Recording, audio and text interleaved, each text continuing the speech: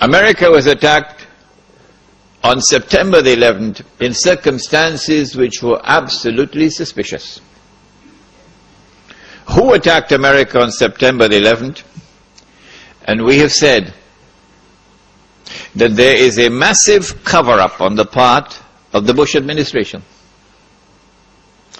And we have anticipated that those who have information so far concealed will eventually release that information in order to embarrass the US government as part of a strategy to bring down America. And so CNN is going to be broadcasting it. And the New York Times is going to have a field day. And all those who control the media in the United States are now going to go to work to lavishly publish all of this information which demonstrates beyond doubt that the US administration was involved in a massive cover-up. When we look at their strategy, we see that they put on board the aircraft a large number of Saudis. Sounds suspicious. Why so many Saudis? And these are not Saudis who are well known for their Islamic fervor, for being what they call militants. No, these are middle of the road, normal Saudis who drive BMWs. Huh? People who attended American universities, for example. They were on board the aircraft and they died when the aircraft crashed. So these were the hijackers, except that one of them read in the newspapers that he was dead.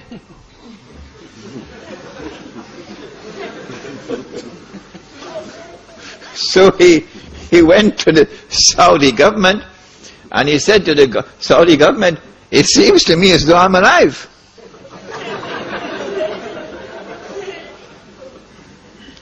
The Saudi newspapers published this article, which I read with my own eyes. This particular student had studied in Minnesota, I think, in the early 1990s. And in 1995, perhaps, he had reported both to the local police and to the Saudi embassy in the United States that someone had broken into his apartment and stolen his passport. Whoever did that used that passport to hijack his identity, and so they could put him on board the aircraft. And so the planning for September the 11th, 2001 started many, many years before. Why so many Saudis? It's suspicious. And why these middle-of-the-road Saudis? The answer is because Saudi Arabia, the government of Saudi Arabia, has a friendly relationship with the United States. In fact, there is something common between the state of Saudi Arabia and the state of Israel which would surprise you. They are sisters. The same forces who work for the establishment of the state of Israel are the same forces who work for the establishment of the state of Saudi Arabia. The same forces who have kept Israel alive today and guaranteed Israel's security are the same forces who have kept Saudi Arabia alive today and has guaranteed Saudi Arabia's security. And when the state of Israel is to be destroyed, Saudi Arabia also goes down into the garbage bin. They're sisters. But at the moment, the friendly relations and the good press which Saudi Arabia receives in the media in the United States of America And the fraternal relations between the government of Saudi Arabia and the government of the United States stands in the way of those who attacked America on September 11th. In what way? I said to you last time I was here that the United States cannot attack Iraq until a particular moment arrives. And I gave you some homework. I ask you to think. Iraq does not pose any threat to the United States. It does not pose any threat to the state of Israel. The Israelis have to be digging and digging and digging for a strategy to be able to make Iraq look threatening. So now they're coming up with all kind of fancy theories about biological weapons and weapons of mass destruction and so on. It's just dust in the eye. Well, and if Israel does not pose any threat, why all of this hullabaloo, all of this shouting from the mountain tops about attacking Iraq? And who, in military strategy, which commander-in-chief, which country which is about to wage war, which country will announce for 1 year in advance, 2 years in advance, we're going to be attacking you? And then publish in the newspapers all kinds of alternative strategies, how to attack.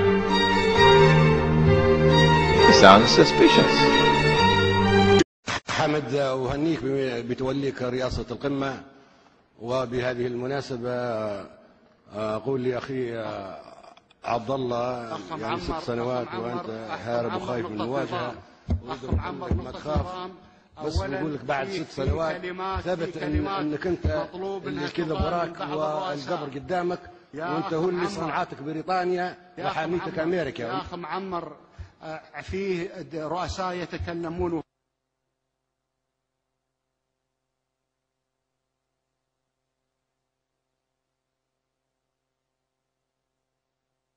حمد، ومن احترام للأمة، واعتبر المشكل الشخصي الذي بيني وبينك قد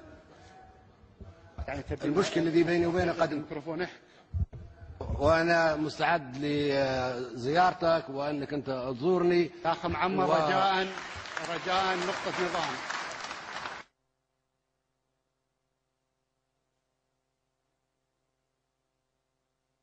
وعميد الحكام العرب وملك ملوك افريقيا وامام المسلمين، مكانتي العالميه ما تسمح لي اني ننزل لاي مستوى اخر، وشكرا. And one ruling state gave way to another. Britain is no longer the ruling state in the world. The United States of America now becomes the ruling state in the world. And in the same way that there was this mysterious, puzzling, baffling relationship between the island of Britain and the Holy Land, starting from the Balfour Declaration, so too now you have this mysterious, mystifying, baffling relationship between the United States of America and the State of Israel, which was so clearly apparent in Durban. World Conference on Racism and Racial Development, Racial Discrimination. When Israel walked out of the conference, because the whole world combined to condemn Israel for its atrocities on the Palestinian people, guess who walked out with Israel, holding on to Israel's coat's tail? Uncle Sam. Uncle Sam. So this puzzling, mystifying relationship between the second ruling state and Israel. The first ruling state in Israel, Britain and Israel. The second ruling state, the United States and Israel, is explained by a day like a month. And then we said that a day which is like a month is now coming to an end.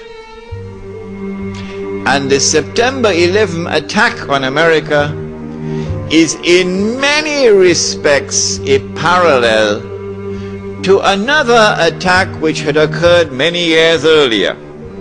There's a parallel between the two. That one was in the summer of 1914. Okay? The assassination of the Grand Duke Franz Ferdinand in Sarajevo. And that attack, that act of terrorism, launched the First World War, the big war. Similarly, September the 11th, the same forces at work in the summer of 1914 are the same forces now at work, September the 11th.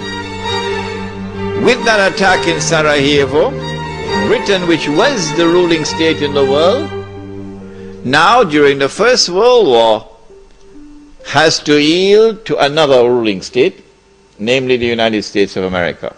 If you don't understand, go and read your history. Now with September the 11th, the attack is now on the United States to bring down the United States as the ruling state in the world. But in the process of bringing it down, the United States have some very important work to do for Israel. I can identify tonight two very important things that the United States has to do for Israel. There are many more, but there's no need to do more than simply two. In order for Israel to succeed the United States as a ruling state in the world, not only must the US economy collapse and the US dollar collapse, and when the US dollar collapses, it brings down the whole world of paper money with it. And if you don't believe me, just wait. Just wait.